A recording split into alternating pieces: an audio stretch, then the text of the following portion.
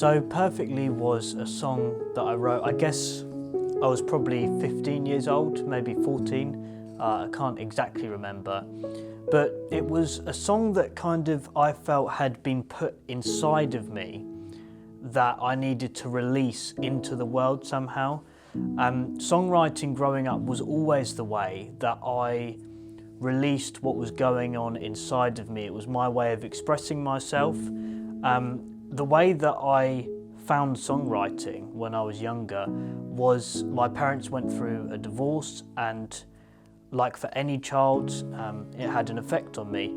And I remember just spending hours at a time in my room playing the guitar, trying to sing.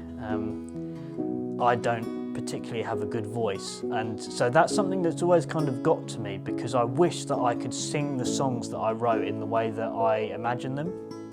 So growing up, I had the opportunity to go to different parts of the world, and I even lived in the US for a while, and I was able to see different cultures and different people. And so I had this understanding from a young age that there were people in this world that didn't have the same things that I had. I was very conscious of that. And I went, especially twice, I went to Africa. One right at the north of Africa to Morocco, and then right down the south, southern tip to Port Elizabeth in South Africa. And I think both of these trips had a real effect on me in ways that I couldn't quite express at the time. And you come back from a trip like that, and from this experience of seeing life just in a totally different way to what you experienced living in and growing up in the UK, for example. And you realise, you look around at the people that are just living their lives, and you think, wow, we're just here living this life, and yeah, of course, we all have our own problems, but there are parts of the world where there is overwhelming and inexcusable suffering. And often that suffering is because of things that other people have done to put those people in that position. And that's the thing that still gets to me now. And so Perfectly was my response to this way of thinking about life, where we think, yeah, I've got what I've got and they've got what they've got, and that's fine. But it's like, how can you look around at the world that I've seen and look at it so perfectly and not do anything about it? And I think the thing that I hear in the song, and the reason why I wanted us to record and release it again, is because I think as you grow up and you get older, you can lose some of that raw horror when you realise that the world actually isn't everything that you think it should be when you grow up with it as a child, and especially if you grow up in privilege and in a place where you have safety and security and enough food to put on the table and a warm house to live in, and these things that we so often can take for granted.